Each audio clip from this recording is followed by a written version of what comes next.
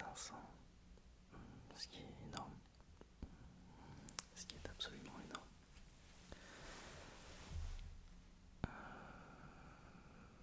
Je suis assez choqué, plutôt reconnaissant aussi surtout pour l'engouement qu'a pris ma chaîne. C'est beaucoup, 500 abonnés en 2 semaines je crois. Donc merci beaucoup pour ça, merci beaucoup.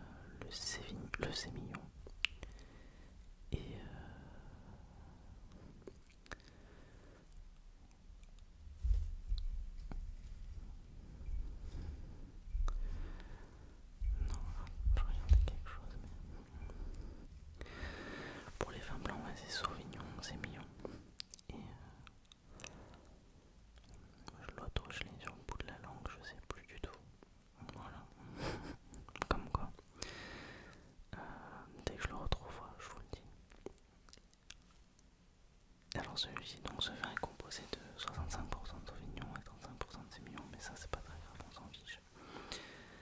C'était juste une petite introduction sur comment sont élaborés en fait vin blanc, vin rouge, la petite différence.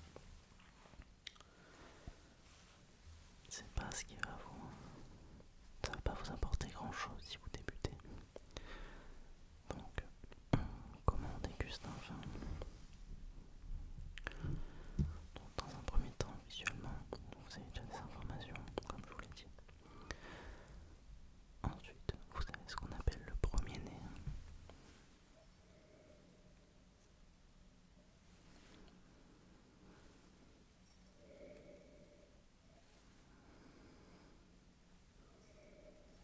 Le premier nez, c'est avant de goûter le vin en bouche. Vous allez d'abord le sentir, tout simplement. Voilà. Le nez donne énormément d'informations sur les propriétés organoleptiques en fait que peut avoir un vin.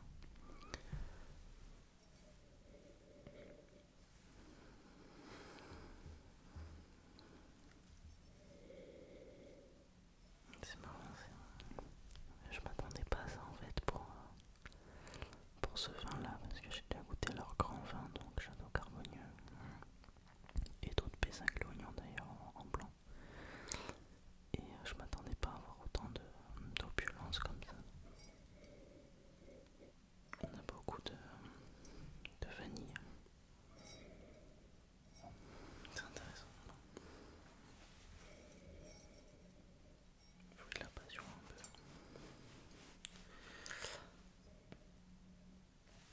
Ouais, ok. Ensuite, vous avez ce qu'on appelle le second nez. Le second nez, c'est tout simplement le fait d'oxygéner son vin avant de le ressentir. Donc, je vous la fais court, c'est ce que vous voyez quand les gens font ça.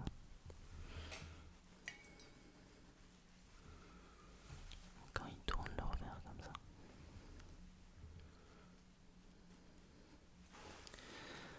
Ça ne sert pas à rien, ce n'est pas que de la frime.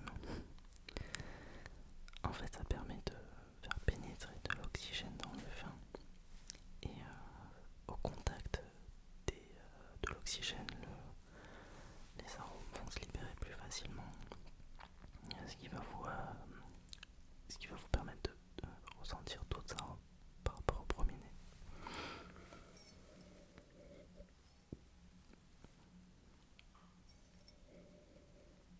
J'ai l'impression qu'il manque un peu de fraîcheur.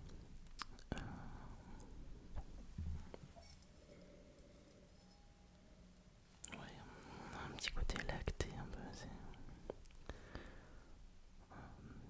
J'ai hâte de goûter ça.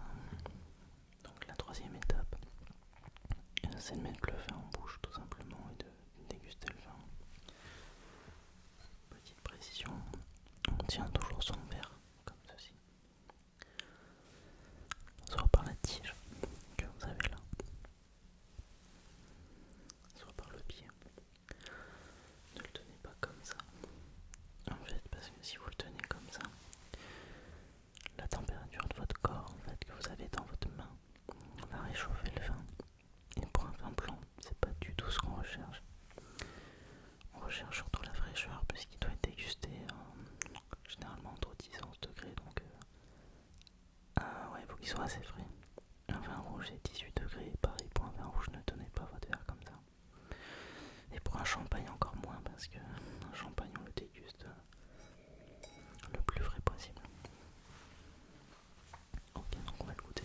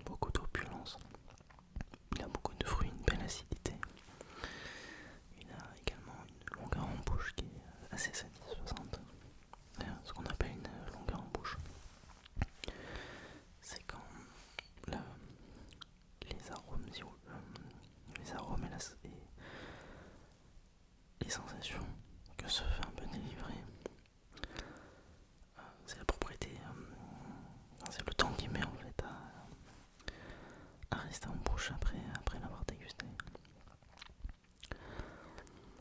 Bon, ce que vous m'avez entendu faire, ça s'appelle s'agrumer. C'est le même principe que quand vous tournez votre vin dans le verre. Ça permet d'apporter de l'oxygène pour avoir le plus d'arômes possible.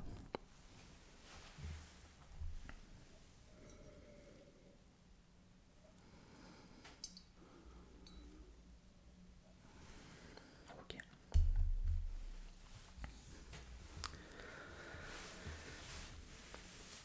Donc là, vous avez dégusté votre vin. Et le but c'est de trouver un petit peu ce que vous avez ressenti. Donc en termes d'arômes et en termes de sensations. Quand je parle de sensations, l'acidité, c'est pas un arôme. Si je vous dis des arômes de citron vert, d'agrumes, de zeste, ce sont des arômes que ce vin possède. Parce que c'est déjà c'est caractéristique du Sauvignon blanc et du Pessac de l'oignon. Mais c'est quelque chose qui a un goût. L'acidité, c'est plus une sensation que vous avez sur votre langue et qui déclenche certaines zones, certaines papilles en fait dans votre bouche. Donc des zones en fait sur votre langue. L'acidité, c'est la fraîcheur. Plus un vin est acide, plus il apporte de la fraîcheur. Et une sensation de fraîcheur d'ailleurs. Vous avez la fraîcheur en termes de température et l'acidité d'un vin apporte également de la fraîcheur. C'est pour ça que les vins blancs sont plus acides que les vins rouges. C'est parce qu'ils sont tout simplement plus frais. Mais il y a également de l'acidité dans les vins rouges, attention.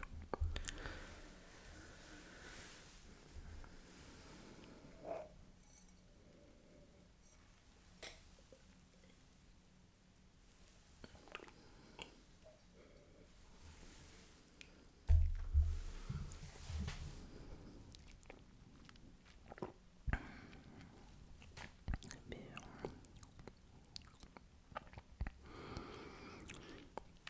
il est assez sympa. Je pense qu'il vaut son prix.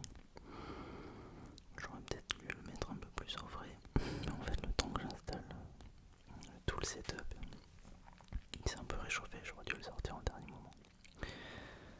Ça reste néanmoins quand même un bon vin. Donc c'est cool.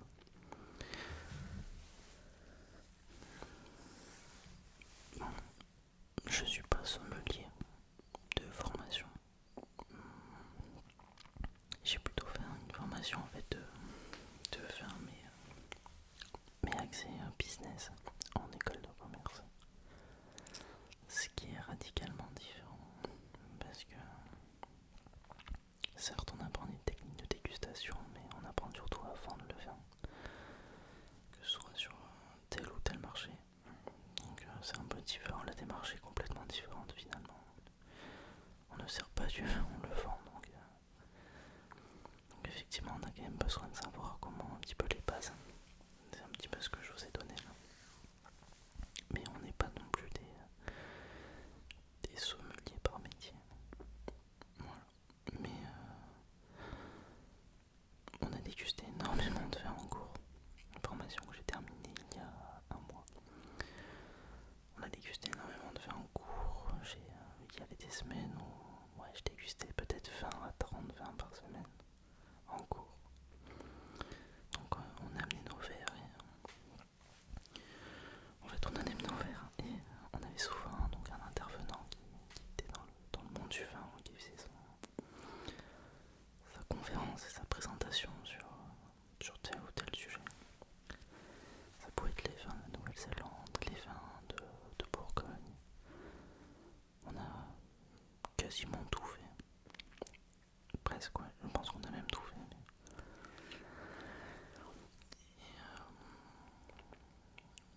Et donc, en fait, des fois, on dégustait 6 vins en une matinée. Donc, je vous rassure, on avait des crachoirs, puisqu'il s'agit de dégustation professionnelle.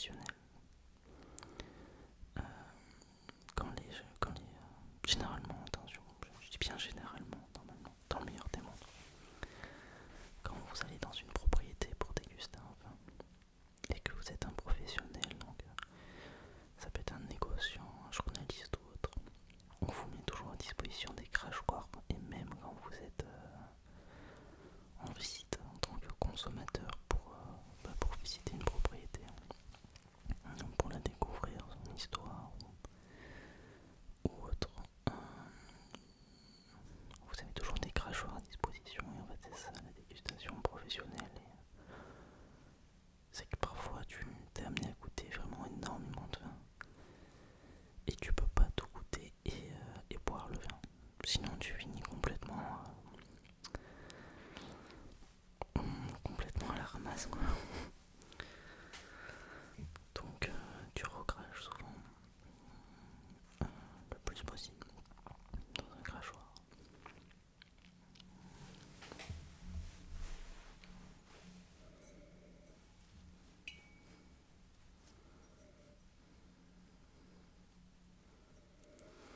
Je suis curieux de savoir ce que vous aimez comme vin, si vous êtes plutôt vin blanc, vin rouge. N'hésitez pas à me dire aussi si vous êtes dans des régions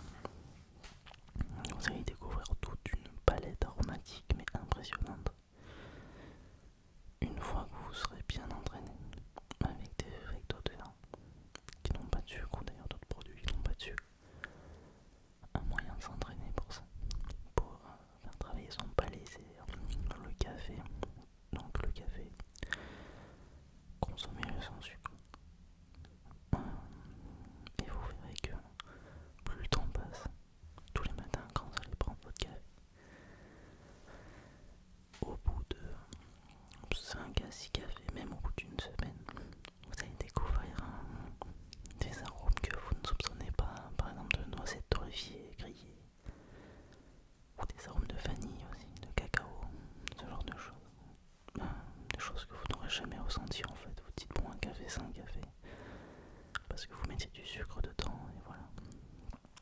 C'est exactement le même principe pour le vin. Le vin est probablement l'un des produits les plus complexes en termes de propriétés organoleptiques. Vous avez des vins dans le monde entier et chaque vin en fait a une propriété unique. C'est ça qui est fascinant, je trouve. Donc essayez de vous entraîner, vous verrez que vous surprendrez à apprécier ce genre de choses.